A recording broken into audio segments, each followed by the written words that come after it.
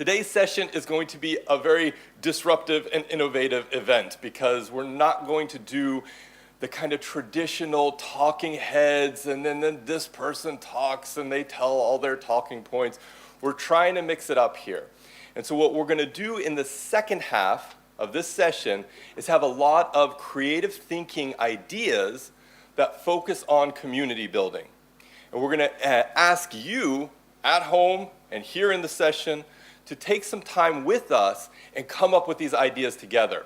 And then we're going to share them as a community, online and here in person, so that we can understand a little bit better about what it means to belong to a community. But before we get into those activities, I want to start off with the awesome panel that we have here. Absolutely amazing humans coming from all parts of the world. So we're really honored and distinguished to have here today Kerns Lane. And Kerns, I'll give you the floor in a second. We also have Matthijs, Den, and Iris, who are all coming again from many parts of the world and who have given their time and energy to working with us today. So let's start off with Kerns. Kerns, I'll give you the floor and you give us who you are, what you do, and why you do it. Sure. Thank you very much.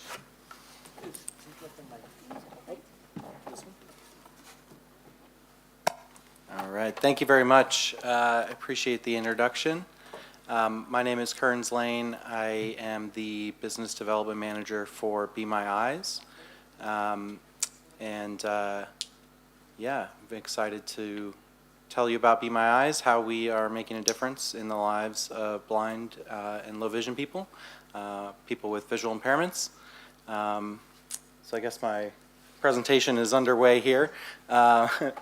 This is our sort of our tagline, "See the world together." And Be My Eyes is a really simple interface. We say that we are the largest online blindness community. We're certainly the most widely used app by people who are blind or have low vision.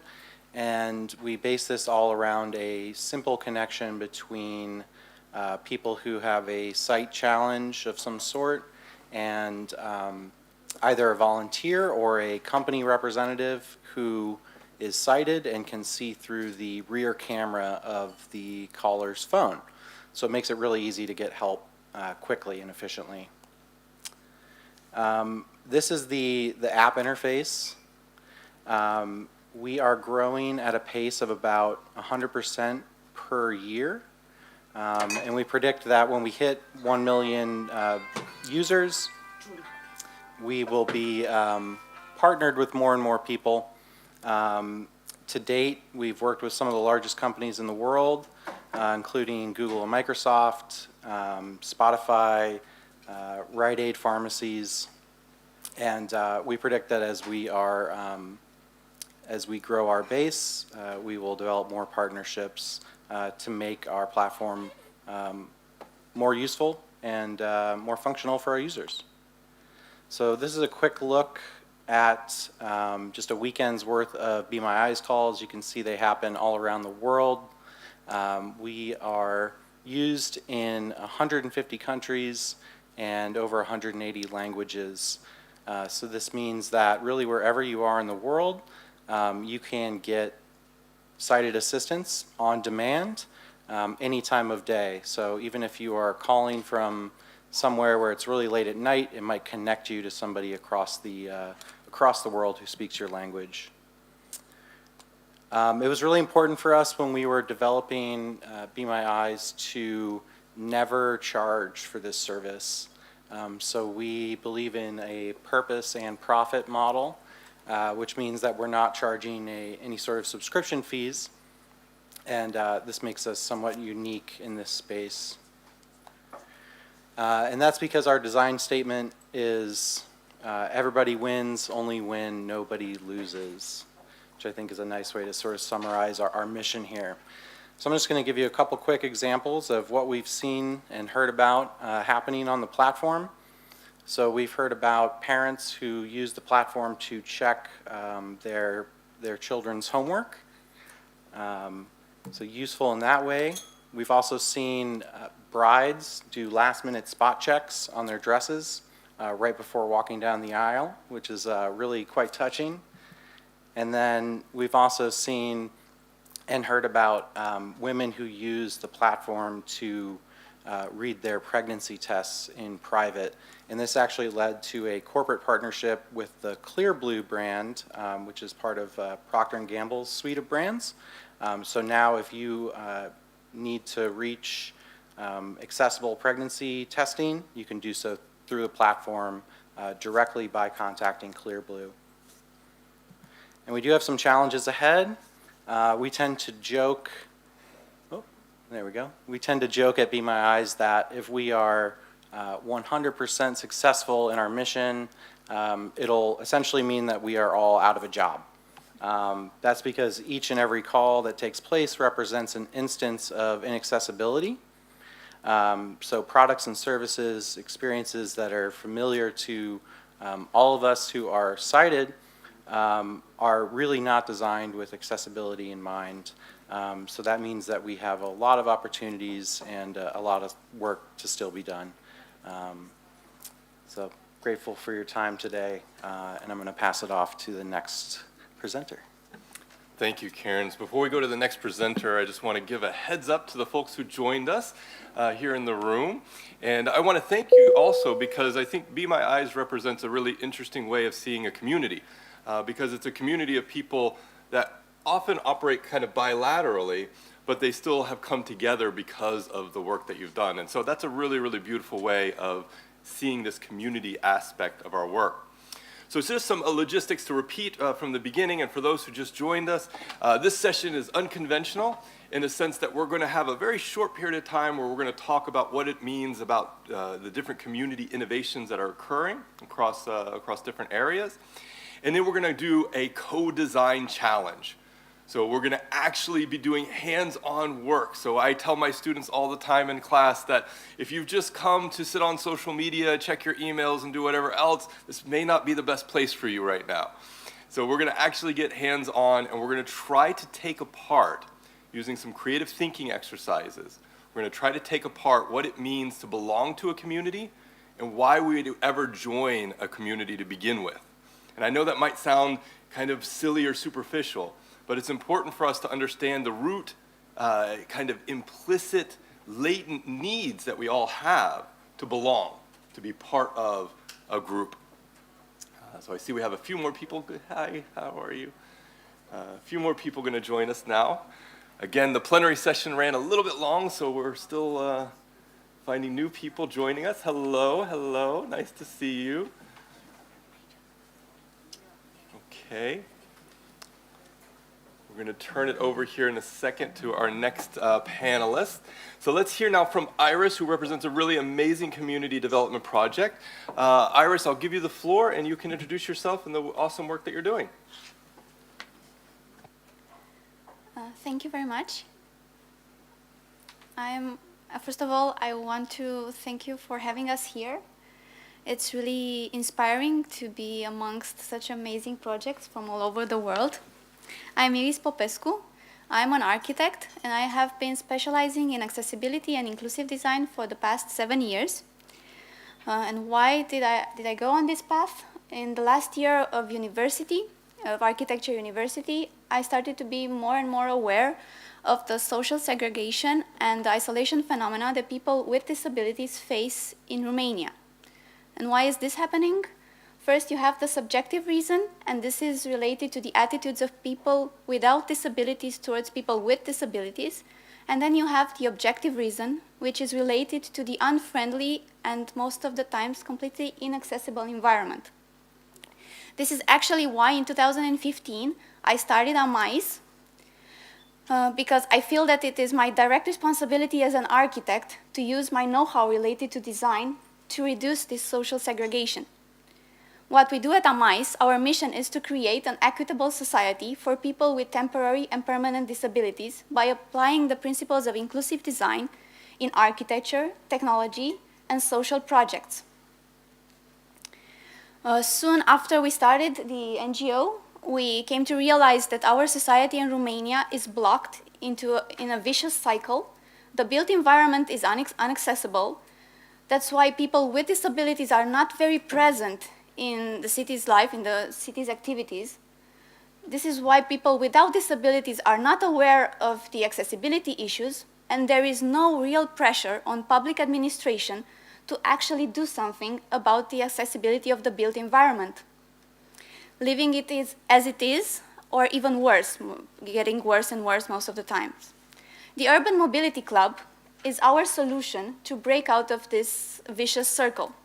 It is a skill-sharing community where people with and without disabilities teach each other about empathy, responsibility, diversity, and basically how to adapt to an unfriendly built environment that we have. That's the one we have in Bucharest. For people with disabilities, these activities that we have here develop independent life skills, and for people without disabilities become much more aware of the accessibility issues. So which are the instruments that we use here to create this community and to generate this connection?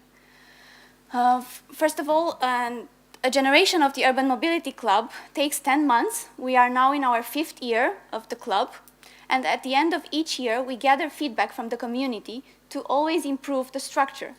So we first began with public workshops between people with disabilities and without disabilities on various topics like architecture, technology, mobility, ecolocation, etc.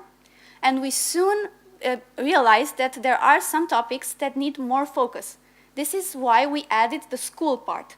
Here we work for 1 year with the same 10 people with visual disabilities who want to become more independent.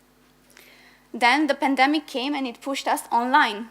So we started the talks, the Urban Mobility Talks, which are a series of online sessions on various topics.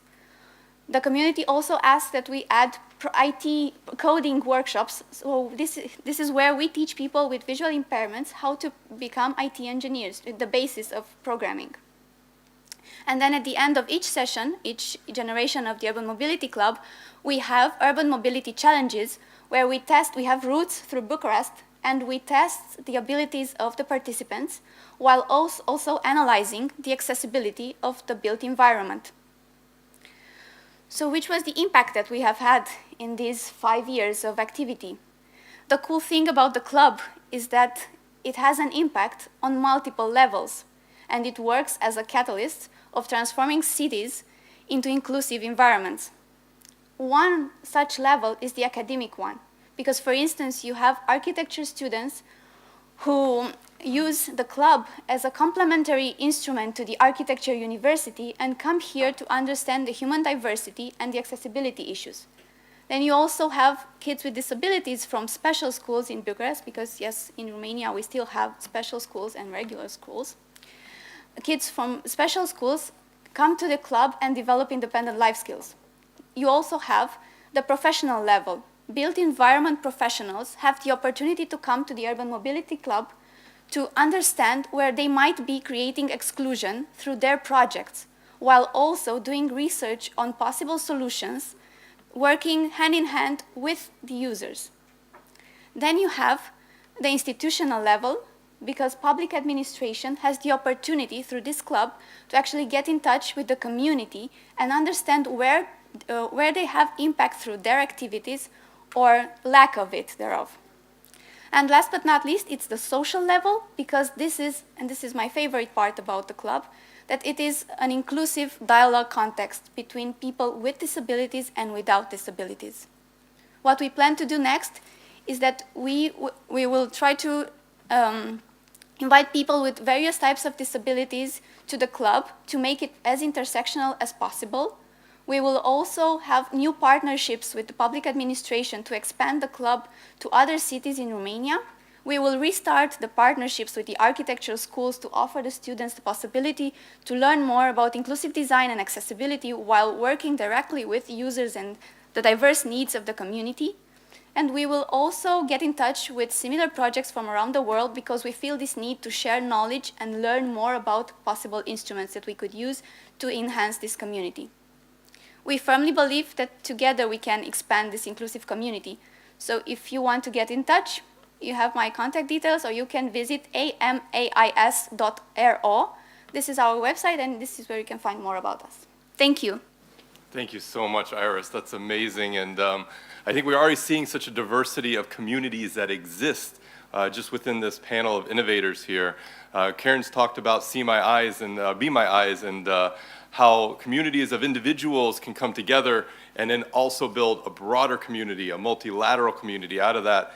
And now we have Iris looking at how we can change and transform our built environments, beginning with a grassroots work in Hungary, looking at issues not just from one single perspective, but looking at them from multi-dimensions and using an intersectional approach to understanding these barriers and challenges.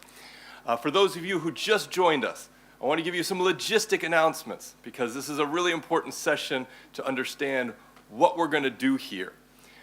This is non-traditional in the sense that we're only giving a brief period of time for the panelists to talk about the work that they're doing. Very soon, we're going to move into some hands-on activities. That means we're going to flip the script from the innovators being on the stage to the innovators being in the chairs. And I'm going to lead you guys in a series of creative thinking activities where you're going to help us come up with new and more innovative solutions for how to bring communities together, how to understand the latent desires that we all have to belong to a group of people. Okay, we have a couple more people joining us. I'm sorry, Anthony? Yes, ma'am. I know that people sometimes mix up Bucharest and Budapest, but we are from Romania, not from I'm Hungary. so sorry I said Hungary. Oh my Thank you. gosh. Iris, I have butchered both times now, both your name and your location. I sincerely apologize. Now, we're going to go to the last two speakers, and they're going to give us a heads up on the kind of work that they see us doing in the future, how we can take this idea of community building and advance it. And we're going to use that as a basis, kind of our problem statement, to then create new solutions together.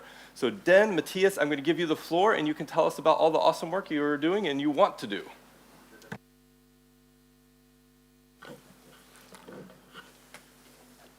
Good morning, everybody.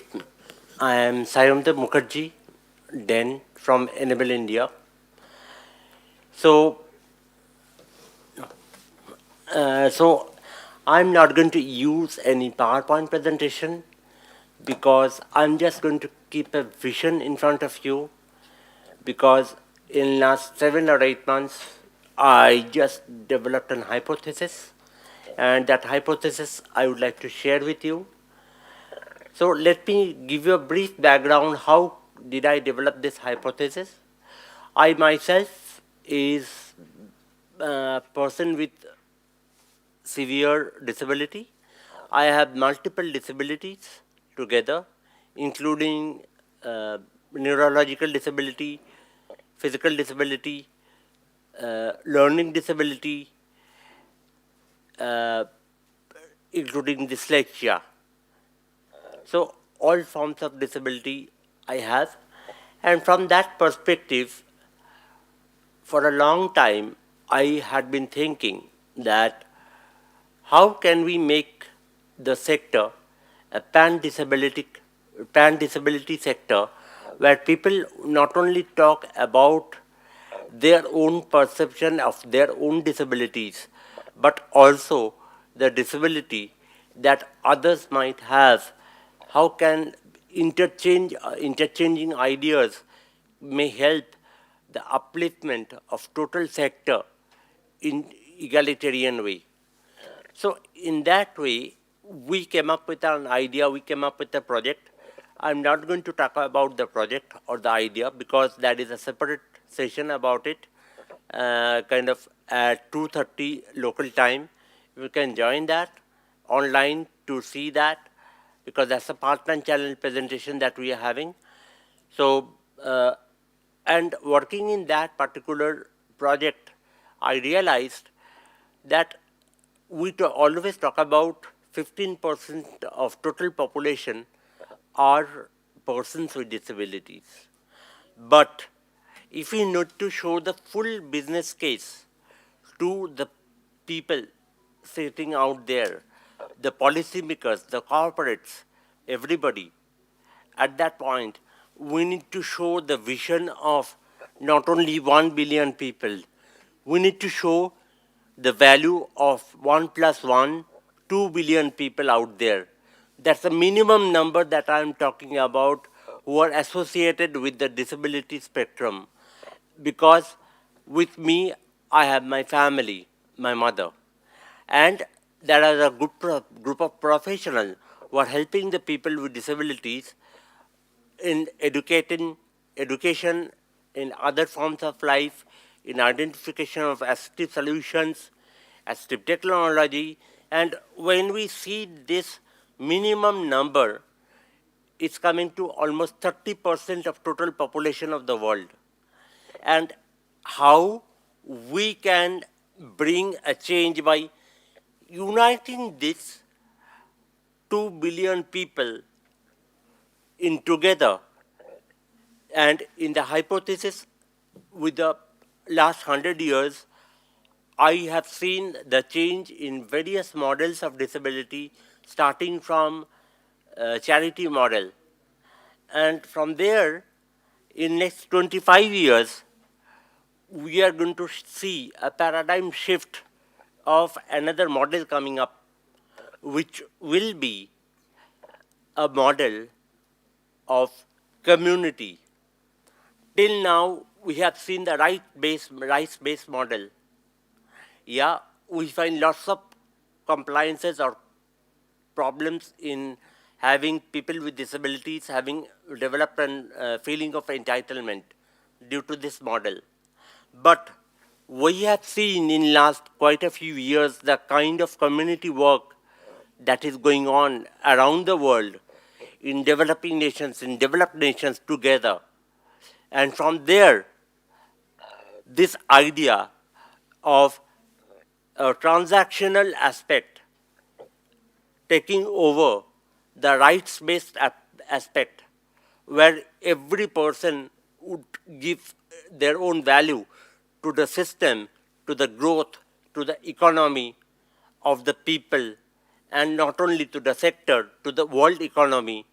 And that would be the shift that we are going to see in next kind of 25 years from now, and hopefully in my lifetime. Thank you. Thank you, ladies and gentlemen. Thank you, Den. Matthijs, would you like to say a few words? Yes, and let me also present the challenge to you for the co-design session. And my name is Matthijs, and I'm working as the Global Incubation Manager for EnableMe. And EnableMe has run an online community and an online platform for persons with disabilities. We have done so the last 17 years in the German-speaking region, and now we are expanding to a global level. It's great to see all of you here in this room and also online. You all know the benefits of meeting each other beyond organization borders, beyond country borders, exchanging knowledge, exchanging experiences, building together, sharing innovations. And now imagine that we could build a similar forum for persons with disabilities. So not only the leaders of the organizations, but the individuals and the parents of children with disabilities, the people at the so-called grassroots level. And this is so imagine that a person with, say, autism from a town in Kenya could meet with another person from another town, also with autism, or maybe with a person from India, and they share their experiences. They recognize each other's situations. Although they are in different countries, they still understand their challenges and the situation they are in. And they start exchanging experiences and the solutions they found together. Now imagine that they meet with people with other types of disabilities and they form a support network. And this is the type of online community that we have in mind and that we are currently developing. And we have started in beyond Switzerland and Germany. We've now started in Kenya and will soon also work in India together with Enable India. But this is not about our organization. This is supposed to be a global network. And I call it not a zero project, but a zero platform, where individuals with a disability can meet and they share their experiences and their solutions, and together create an online peer support network. It's mostly community driven, and most of the content will be user-generated content. And you all know the treasure of coming together, sometimes online, and now also for some of you physically, face to face. And it's a great treasure to meet people from other organizations and from other countries, and to be able to innovate together. And this is something we want to give to also people at grassroots level. And so the big challenge I want to present today is how can we build a community of communities? Because there's so many self-help groups out there and organizations for people with disabilities, but they often still are working in isolation. And then you have the many individuals, the parents with children with disabilities, they still think they are the only one. How can we connect those individuals and the self-help groups and develop that online self-support network?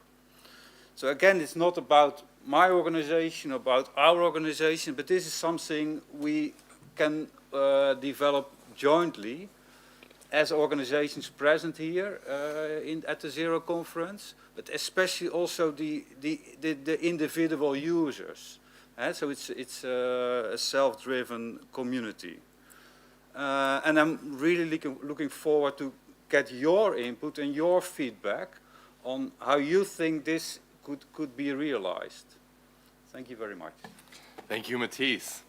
All right. Are we ready? I need to see eyes up, people. This is the part of the presentation where you actually have to do work. Oh my gosh, don't make us do work. You should have by now already some sort of Zero Project notebook and a writing implement. You may use that for the next series of activities. You may also use your computer or phone or anything else. We're going to move into some co-innovation exercises. Using the challenge that Matthijs used as a framework, as a starting point, we're going to take it into the next level and try to pick apart what it means to belong, what it means to participate in these communities. Is anybody terrified? Okay, some giggles, some nervous giggles, oh my gosh. This is completely revolutionary. Nothing like this has ever been done at Zero Project, all right? And our room is not exactly outfitted for this sort of activity. So I'm gonna beg your patience and understanding as we work through this. But I am gonna ask for your responses. So after we do each activity, I'm gonna point out, I'm gonna cold call on some people and get your input. How do you think about these issues that we're working with? Cool? Yeah, all right. And folks online, you can absolutely follow these activities. You're gonna have a chance to give us your input as well at the end of the session. So hold tight and just do what we're doing and everything will be just fine. Can I get the presentation up, please? Beautiful. All right. First activity I'd like to start with is why. It's that existential activity. Why do we exist? Why are we here? Why should we belong to a community? Now this activity takes 5 different steps. So when I say start with why, I mean that we're going to ask ourselves why 5 times. So let's just do an example, a silly example. This morning I got up and I was really tired. So I could ask myself, why am I tired? Well, I got 5 hours of sleep last night. But why did I get 5 hours of sleep last night? Well, I was in a hotel, it was a new place, the bed was not quite to my comfort level. Okay, why was that? Well, you know, our university can only book certain hotels, so we had to book that hotel. Well, why is that? Because somebody laid down a policy at some point that said we're only using this booking agency. So I want you to think about the chain of whys. So why is this a problem? Answer that. Why is that a problem? Answer that. the question I want you to work with is, why don't people participate in online communities? That's our starting point. So answer why. Why don't people participate in online communities? Answer it to yourself. This is an individual assignment. So write it down in your notebook. Write it down on your phone. When you get the first answer, ask why again. Okay? Are we all clear on the activity? So starting with why don't people participate in online communities, answer that, and then ask yourself why again. Well, why is that not working? I'm going to give you about 1 minute to do this. So you're under a time pressure. 1 minute, 5 whys. And then we're going to share some of the examples so I can hear all your amazing thoughts.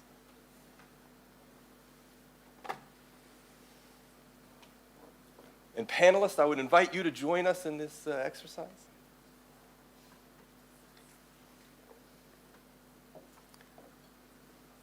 Why don't people participate in online communities?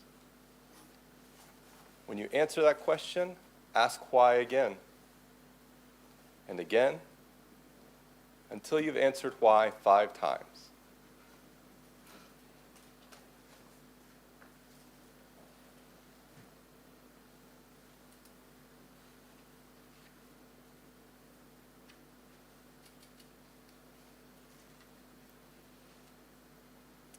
I'm going to give you about 30 seconds more to answer why 5 times. Why don't people participate in online communities?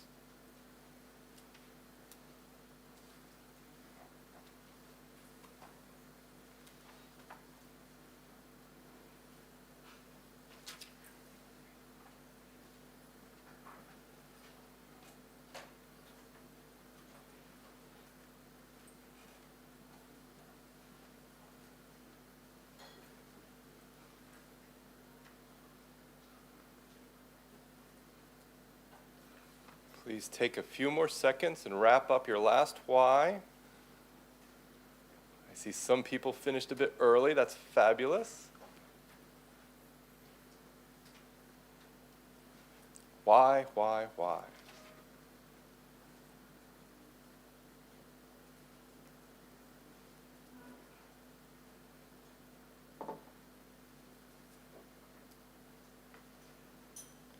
All right, folks, we're going to move on now.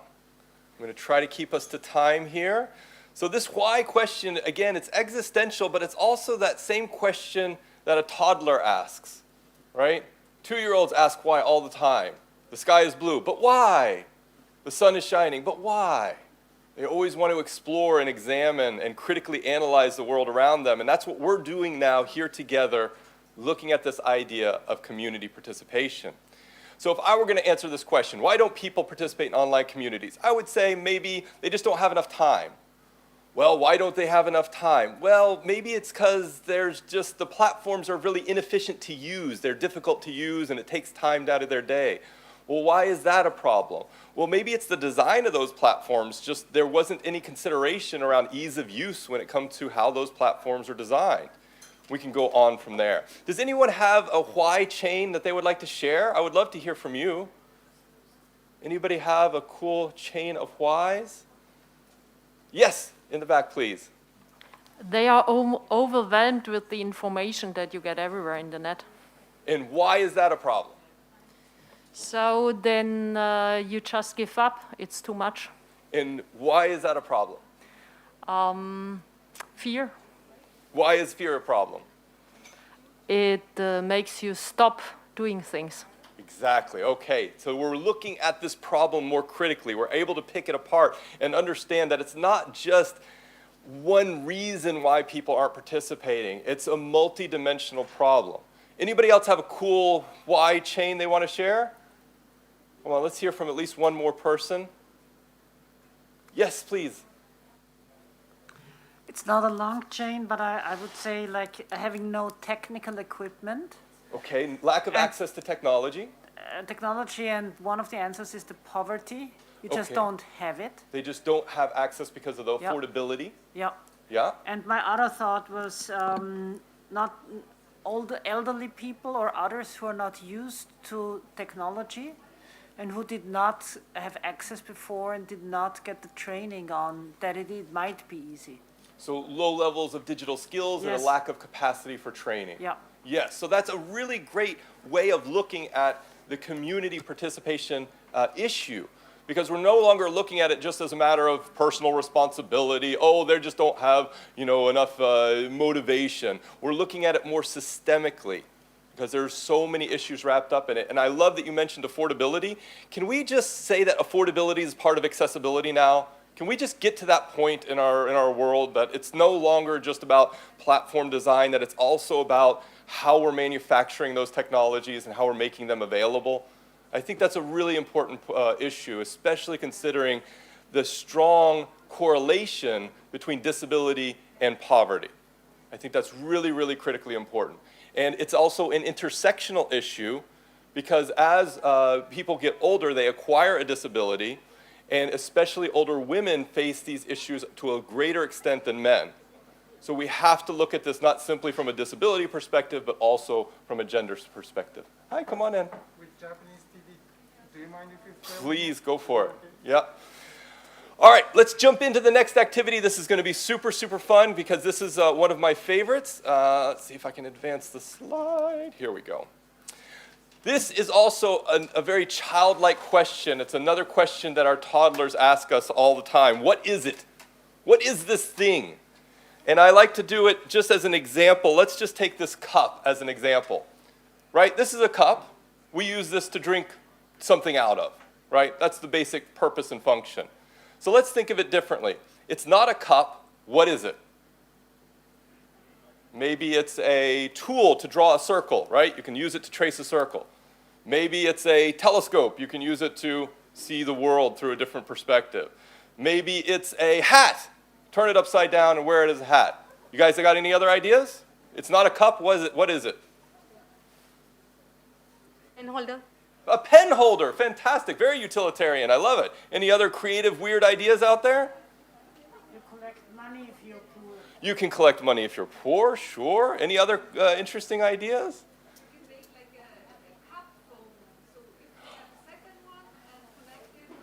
Connect it with the string, and then you have a cup phone. Absolutely. Again, if you ask a toddler, it's not a cup, what is it? They're going to come up with 1,000 ideas in a minute. They're just going to, and it's going to be crazy ideas that you've never even possibly imagined. I want us to get into that mindset together, because we're going to move outside of just thinking about this community as a place of connection or a place of interaction. And we're going to think about, it's not a community, what is it? So it's not an online community, what is it? I'm going to give you a little bit more time this time. I'm going to give you about 5 minutes, and I want you to come up with at least 30 examples of it's not a community, what is it? To think differently. Don't spend time evaluating your ideas. Just get them out of your head. Keep pushing yourself. You might ask, why 30, Anthony? Is it just because I want to torture you all? It's because that's where creativity goes. It's never going to be in your first 5 ideas. It happens when you're mentally exhausted, when you're creatively exhausted. So your best ideas are going to come at 20, 25, 30, even 40. And I would challenge you, if you can do more than 30 in 5 minutes, I'll give you some sort of amazing prize. It may just be a bottle of hand sanitizer. All right, 5 minutes. It's not an online community. What is it? 5 minutes starting now. I'll join the panelists in doing this activity together. It's going to be super fun. Folks online, get in on this game. It's going to be a really good opportunity for you to have input on how we design our communities in the future. If you came here with someone, feel free to work in pairs.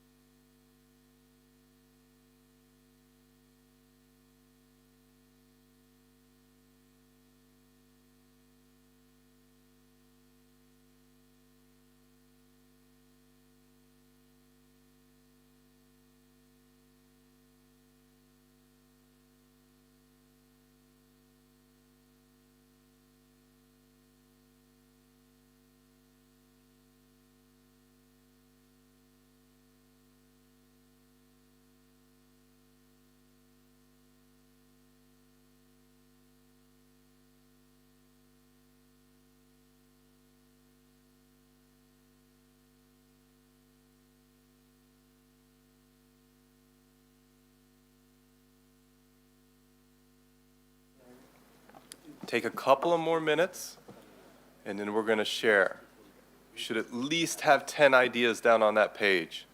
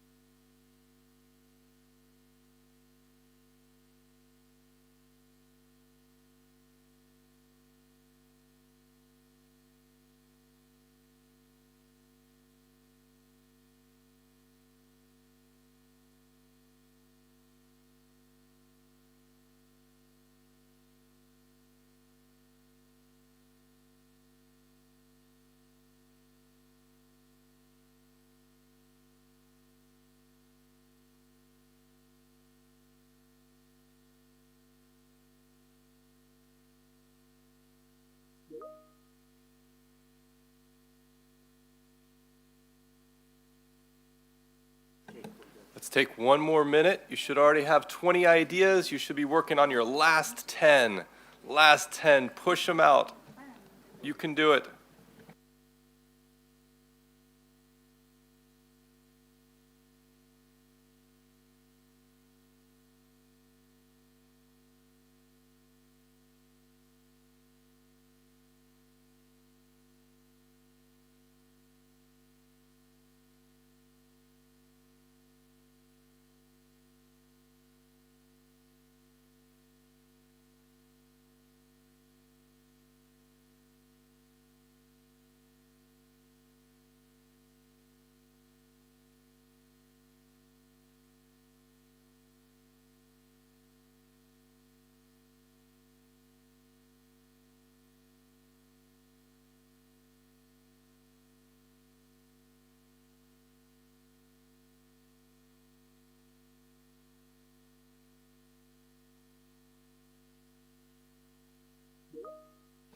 If you get to 30, why don't you push to 40? See if you can make it to 40.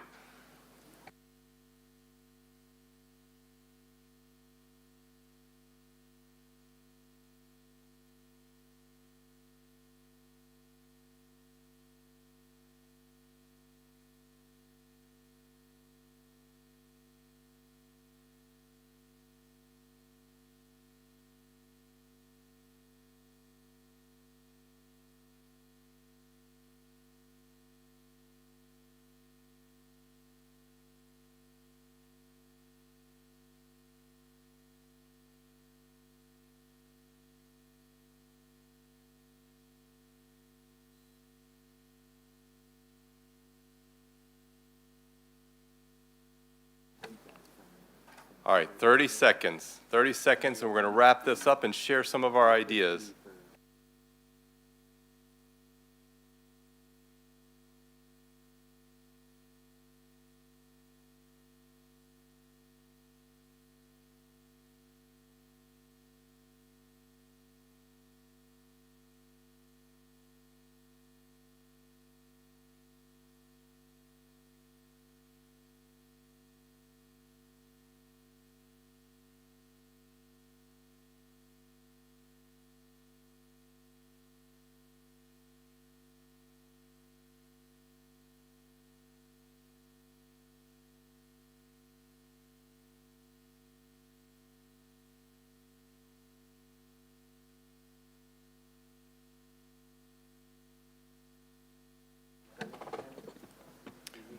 All right, folks, that's our time. We're going to move into the next activity, but before we do that, let's talk about what we came up with. How many people had a place to collaborate? Anybody have? It's not an online community, it's a place to collaborate. Okay, at least one other person. We're thinking alike, I had that. What about, well, I'll share some of mine. How about that? We'll start that way. It's not an online community, it's a place for personal accountability. I carry a lot of privilege in my position and my status, and it's a nice place that I could go to hold myself accountable to my values and the things that I care about. It's not an online community, it's a place to fall in love. Maybe it becomes the next dating app. Maybe it becomes the next way of meeting your future partner. It's not an online community, it's a place to learn about bias and discrimination. Maybe that's what it becomes. Maybe that's one way we can use this. What did you guys come up with? What did you think? It's not an online community, what is it? So just, Yes. here we have something. Yes, together let's hear we it. made. Yes, So I read some tell what we have made. Come up Please, with. let's hear it. It's not Yes. an online community, what is it? Well, if it's not an online community, then it is a traveling online, offline, inclusive dialogue for people with and without disabilities where they can connect, create, and exist, and also test the accessibility bug issues. Wow, that's a mission statement right there. Anybody else have something like that? What do you have? Let's share our radical ideas. What's completely out of the box? Helena? Yes, I have the not so beautiful formulated things, but binary communication protocols. It's a string of words, it's a transnational arena, it's an identity builder, it's a hate speech group, it's a confidence booster, it's a solution club, it's a visualization of needs, it's a hobby-centered talking group. Yeah. Amazing. I love it. I love hobby-centered topic group. I mean, that alone I would join just because that's so cool. What else? Let's share our ideas. What else did you guys come up with? It's not an online community. What is it? Come on, I'm sure you have some cool ideas. It's an exchange platform, it's a marketplace, a storyboard, a stage to show off, a resource for ideas, a window into the past and a window into the future, a magnifier, a connection into other worlds, and a lifeline. Oh, I can't even get over that last one. A lifeline. That is beautiful. That is really, really Ma'am, profound. that was wonderful. Yes, thank you for that. Anybody else? Last chance to share your, it's not an online community. What is it? What can it be? Yes. Portal and newsletters. A portal? And newsletters. And newsletter. Okay, it's a place to get information about the latest and greatest of everything. Beautiful, beautiful. We've got about 7 minutes. Let's move into this last activity. This is where we collect your knowledge. This is where we use our collective ideas together. And we have 3 minutes, I'm being told, so that's enough time. So I'm going to ask you to take these last 3 minutes and we'll have a really quick roundup. I need a way to blank that makes me feel blank because I blank. And if you want to give us this information, you can do it anonymously at the QR code on the screen. You can also use the URL that's on the screen. If you need any access to these URLs, please just say, and I'll help you get onto those links. But we want to know from you. You need a way to do something, to participate in these communities that makes you feel a certain way because you want, because you need, because you believe. I need you to fill in these blanks based on what we've already looked at today, based on the work that we've done, understanding the problem, coming up with new and interesting solutions. We need to hear from you. You need a way to blank that makes you feel blank because you blank. If you want to write your answers down and give them to me on a piece of paper, that's totally cool. Make that work. Or you can do it online. And the folks online, feel free to use that form and submit your ideas.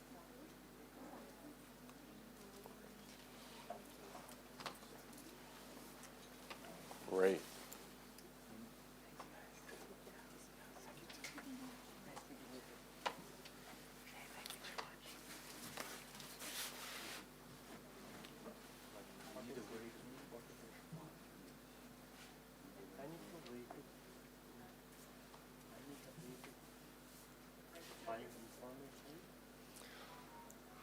All right, folks, we're looking forward to seeing your answers later. I really appreciate you taking the time to engage with this process. It's really important because I believe this is the future of Zero Project. I would love there to be more interaction, more innovation, so that way we can use this space to craft solutions for the future. I believe that's the most critical opportunity that we're facing. So thank you all again for your time. It's the most valuable resource. Thank you for coming to this session. Let's hear it for all of our panelists. Kerns had to leave, but everybody else. And let's hear it for you and your ideas and your work. Very, very well done. I'll see you guys anytime. I'll be here all week.